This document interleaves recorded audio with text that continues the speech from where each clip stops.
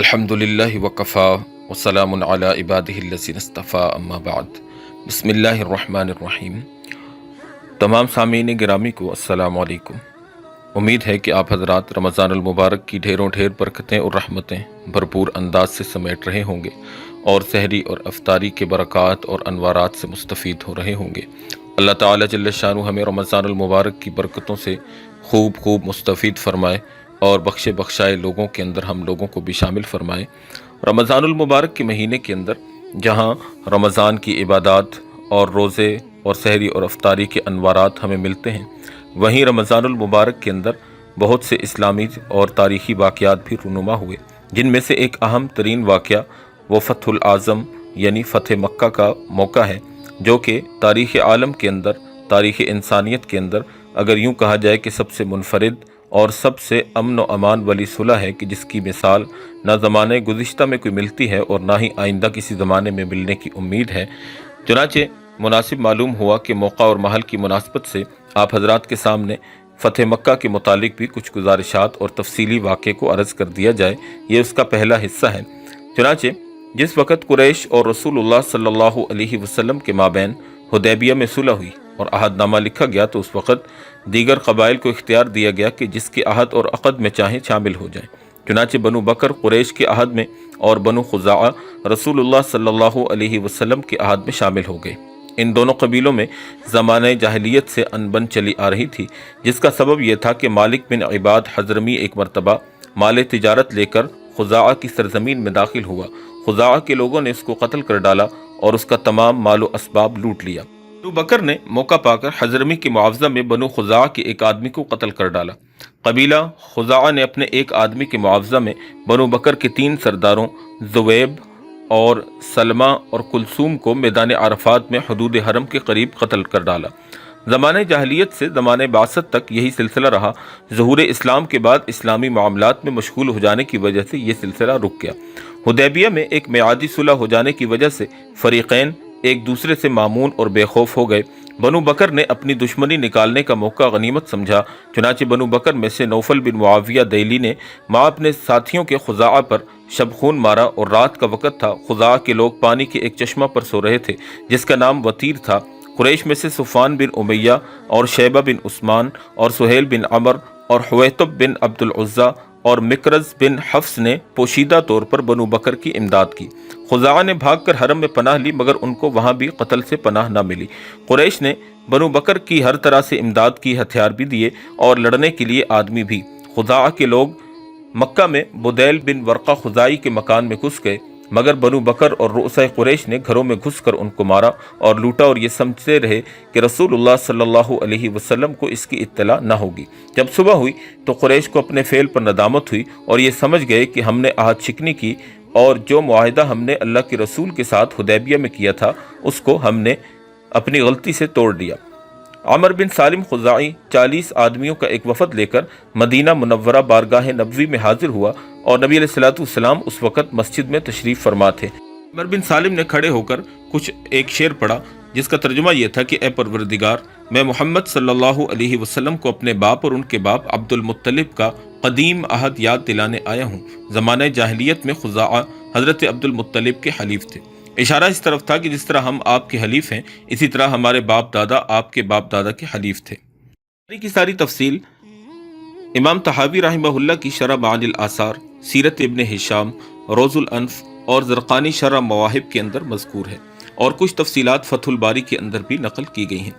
مغازی ابن عائض میں عبداللہ بن عمر رضی اللہ تعالیٰ عنہما سے مروی ہے کہ نبی علیہ الصلوۃ والسلام نے واقعات سن کر فرمایا، نصرت یا عمر بن سالم۔ یہ ایک روایت میں ہے کہ یہ فرمایا کہ نہ مدد کیے جاؤں اگر میں تیری مدد نہ کروں۔ بعد دریافت فرمایا کہ کیا کل بنو بکر اس میں شریک تھے؟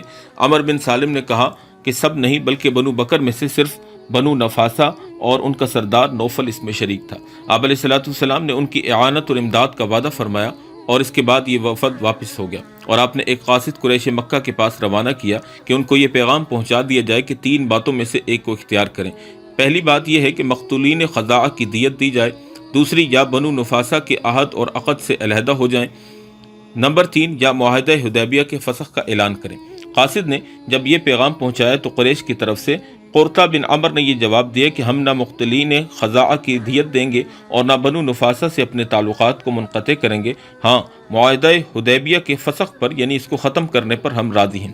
لیکن قاصد روانہ ہونے کے بعد قریش کو ندامت ہوئی اور فوراً ہی ابو سفیان کو تجدید معاہدہ اور مدت صلح کو بڑھانے کے لیے مدینہ منورہ روانہ کر دیا۔ یہ ساری تفصیلات فتح الباری اور زرقانی کے اندر منقول ہیں۔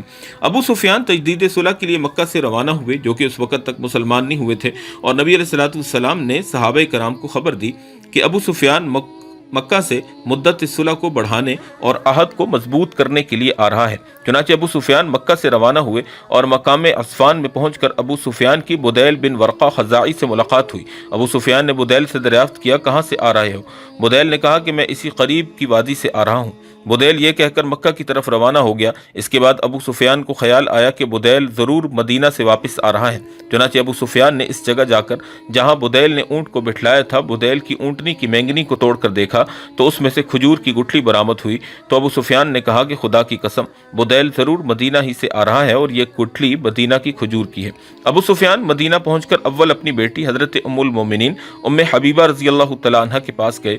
ابو سفیان نے کہا کہ اے بیٹی، تو نے فرش کو لپیٹ دیا یعنی بستر کو لپیٹ دیا، کیا یہ بستر میرے قابل نہ سمجھا یا مجھے بستر کے قابل نہ سمجھا؟ تو ام حبیبہ رضی اللہ تعالیٰ عنہ نے فرمایا، یہ رسول اللہ صلی اللہ علیہ وسلم کا بستر ہے، اس پر ایک مشرک جو کہ شرک کی نجاست سے ملوث ہو اور آلودہ ہو نہیں بیٹھ سکتا۔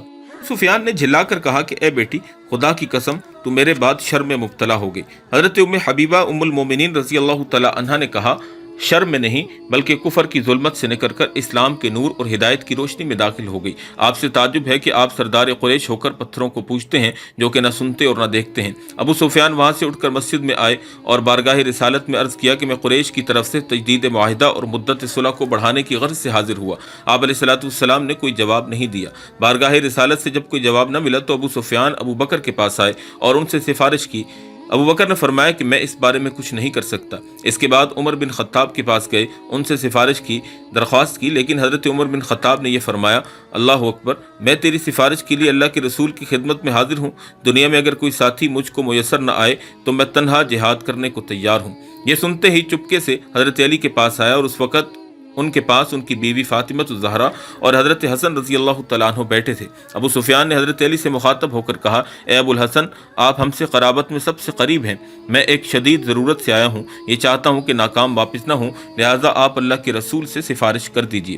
حضرت علی نے فرمایا، خدا کی قسم، رسول اللہ صلی اللہ علیہ وسلم نے اس بارے میں کچھ قصد فرما لیا ہے، لہٰذا اب کسی کی مجال نہیں کہ وہ اس بارے میں اللہ کے رسول سے کچھ کہہ سکے۔ ابو سفیان یہ سن کر حضرت فاطمہ کی طرف متوجہ ہوئے اور کہا کہ اے بنت رسول، اگر آپ اس بچہ یعنی امام حسن کو یہ حکم دے کہ وہ یہ پکار دے کہ میں نے قریش کو پناہ دے دی تو ہمیشہ کے لیے عرب کا سردار مان لیا جائے گا۔ حضرت فاطمہ نے فرمایا کہ اول تو یہ کم سن ہے، یعنی پناہ دینا بڑوں کا کام ہے، دوسرے یہ کہ رسول اللہ صلی اللہ علیہ وسلم کی خلاف مرضی کون پناہ دے سکتا ہے۔ ابو سفیان نے حضرت علی سے مخاطب ہو کر کہا کہ معاملہ سخت ہو گیا، آخر مجھ کو کوئی تدبیر بتلائیے۔ حضرت علی نے کہا، اور تو کچھ میری سمجھ میں نہیں آتا، صرف اتنا خیال میں آتا ہے کہ اگر اس کو تو اپنے لیے مفید اور کارآمد سمجھے تو کر گزر، وہ یہ کہ مسجد میں جا کر یہ پکار دے کہ میں معاہدہ حدیبیہ کی تجدید اور استحکام اور مدت صلح کو بڑھانے کے لیے آیا ہوں، اور یہ کہہ کر اپنے شہر کو واپس چلا جا۔ چنانچہ ابو سفیان وہاں سے اٹھ کر مسجد میں آئے اور با آواز بلند پکار کر یہ کہا، میں عہد کی تجدید اور صلح کی مدت کو بڑھاتا ہوں۔ یہ کہہ کر مکہ کو چل کھڑے ہوئے۔ ابو سفیان جب مکہ پہنچے اور سارا واقعہ بیان کیا تو قریش نے کہا، کیا محمد صلی اللہ علیہ وسلم نے بھی تمہارے اس اعلان کو جائز رکھا؟ ابو سفیان نے کہا کہ نہیں، محمد کی بغیر رضامندی اور اجازت کے تم کیسے راضی اور مطمئن ہو گئے؟ محض لغو اور بیکار چیز لے کر آئے ہو جس کا توڑنا ان پر کچھ دشوار نہیں، اور خدا کی قسم علی نے تیرے ساتھ مسخرہ پن کیا، تو نہ صلح کی خبر لے کر آیا جس سے اطمینان ہوتا اور نہ جنگ کی خبر لایا کہ جس سے تیاری اور سامان کیا جاتا۔ ابو سفیان واپسی کے بعد اللہ کے رسول صلی اللہ علیہ وسلم نے صحابہ کو پوشیدہ طور پر مکہ کی تیاری اور سامان سفر اور آلات حرب درست کرنے کا حکم دیا اور تاکید فرمائی کہ اس کو پوشیدہ رکھا جائے، اس کا اظہار و اعلان نہ کیا جائے، اور آس پاس کے قبائل میں بھی کہلا بھیجا کہ تیار ہو جائیں۔ یہ ساری کی ساری تفصیل زرقانی کے اندر منقول ہے۔ اسی دوران ایک قصہ حاطب بن ابی بلتعہ رضی اللہ تعالیٰ عنہ کا پیش آیا، جنہوں نے اہل مکہ کے نام ایک خط لکھ دیا جس میں انہیں اس بات کی خبر دے دی کہ نبی علیہ الصلوۃ والسلام تمہارے لیے جنگ کی تیاری کر رہے ہیں، اور ایک عورت کو دے کر بھیجا، वही के ज़रिए से नबी करीम सल्लल्लाहु अलैहि वसल्लम को बतला दिया गया और आप अलैहिस्सलाम ने हज़रत अली और हज़रत ज़ुबैर रज़ी अल्लाह तआला अन्हु को भेजा और उस खातून को गिरफ्तार करके हज़रत हातिब बिन अबी बल्ता से पूछा तो उन्होंने नबी अलैहिस्सलाम से कराबत का वास्ता देकर और ये फरमाया कि उजलत न फरमाए, ना ही कुरैश से मेरी कोई जो है वो कराबत है, ना ही कोई हलीफाना ताल्लुक़ है। मेरे सिर्फ अहलो अयाल आजकल मक्का में हैं जिनका कोई हामी और मददगार नहीं, बखिलाफ़ मुहाजिरीन के मक्का में उनकी क़राबतें हैं, क़राबतों की वजह से उनके अहलो अयाल महफूज हैं। इसलिए मैंने चाहा कि जब कुरैश से मेरी कोई क़राबत नहीं तो उनके साथ कोई एहसान करूँ जिसके सिला में वो मेरे अहलो अयाल की हिफाजत करें। खुदा की कसम मैंने दीन से मुर्तद होकर और इस्लाम के बाद कुफर से राज़ी होकर हरगिज़ ऐसा काम नहीं किया। ये मेरी गर्ज फ़कत इतनी थी जो मैंने अर्ज़ की। रिवायत सही बुखारी की रिवायत है। इब्ने मरदविया की एक रिवायत में इब्ने अब्बास हज़रत उमर से रावी हैं, फ़कतबतु किताबन ला यज़ुर्रुल्लाह व रसूला, मैंने एक ख़त लिखा जिसमें मेरा ये नफ़ा है और अल्लाह के रसूल और अल्लाह का कोई नुकसान नहीं है। सही बुखारी में है कि आपने सुनकर फरमाया अमा इन्नहु क़द सदक़कुम, आगाह हो जाओ यकीनन तुमने सच बयान किया। हज़रत उमर ने अर्ज़ किया या रसूल अल्लाह इजाज़त दीजिए मैं इस मुनाफिक की गर्दन उड़ा दूँ। आपने फरमाया इन्नहु क़द शहीद बदरन वमा युदरिक लअल्लल्लाहु अत्तला अला अहली बदरिन फ़क़ाल अअमलू मा शिअतुम फ़क़द ग़ुफ़िरतु लकुम। तर्जुमा इसका ये है कि हातिब बदर में शरीक हुआ है। ए उमर तुझको क्या मालूम, शायद अल्लाह ताला ने नज़र रहमत से अहले बदर को ये फरमा दिया है कि जो चाहे वो करो, बिलाशुबा मैंने तुम्हारी मग़फ़िरत कर दी है। ये सुनकर हज़रत उमर रज़ी अल्लाह तआला अन्हु की आंखों में आंसू भर आए और अर्ज़ किया अल्लाहु व रसूलुहु आलम, अल्लाह और उसके रसूल सल्लल्लाहु अलैहि वसल्लम ज़्यादा जानने वाले हैं। ये वाक़या अगर हम सामने रखें तो हज़रत हातिब बिन अबी बल्ता रज़ी अल्लाह तआला अन्हु के मुतालिक कुछ छोटी सी गलतफहमी शायद हमारे जहनों में पैदा हो, तो यहाँ पर यह बात ज़हन में रख लीजिए कि नबी पाक सल्लल्लाहु अलैहि वसल्लम ने खुद उनकी बात को सुनकर अमा इन्नहु क़द सदक़कुम कहकर उनकी तस्दीक की कि हज़रत हातिब ने जो ये ख़त लिखने का फ़ेल किया और कुरैश मक्का को नबी अलैहिस्सलाम की जंगी तैयारियों से आगाह किया, इसके बारे में जो उन्होंने मुद्दआ और गर्ज़ व गायत बयान की वही सच्ची है और नबी अलैहिस्सलाम से झूठ बोलने का मतलब हलाकत और तबाही के सिवा कुछ नहीं हो सकता। इसलिए कि नबी अलैहिस्सलाम से अगर कोई आदमी झूठ बोले और आप अलैहिस्सलाम से गलत बयानी करे तो बज़रिया वही आपको बतला दिया जाता, जैसा कि हातिब रज़ी अल्लाह तआला अन्हु के ख़त के मुतालिक बज़रिया वही आप अलैहिस्सलाम को बतला दिया गया। लिहाजा हज़रत हातिब रज़ी अल्लाह तआला अन्हु के मुतालिक किसी किस्म की ज़ुबान दराजी करने से पहले ये बात सोच लेनी चाहिए कि नबी करीम सल्लल्लाहु अलैहि वसल्लम ने उनके इस कसूर को माफ़ किया और आप अलैहिस्सलाम ने उनके इस गुनाह को एक गलती पर महमूल किया और चूँकि वो शुहदाए बदर में शामिल थे, यानी वो लोग जो बदर में शरीक हुए, लिहाजा उनके ईमान और ईकान पर ज़रा बराबर शक करना अपनी ही कमबख्ती और बदबख्ती को दावत देने के मुतरादिफ है। ये ग़ज़वे फ़तह आज़म यानी ग़ज़वे फ़तह मक्का का कुछ इब्तदाई खाका था जो आप हज़रात के सामने बयान किया गया। ये वो असबाब और कुछ वजूहात थी जिनकी बिना पर इस ग़ज़वे का एक और इस जंग का माहौल बना। इसका दूसरा हिस्सा आपके सामने हम दोबारा अर्ज़ करेंगे। अल्लाह ताला जल्ल शानु हमें नबी अलैहिस्सलाम और सहाबा से कामिल मोहब्बत रखने की तौफ़ीक़ अता फ़रमाए। वमा अलैना इल्लल बलागुल मुबीन।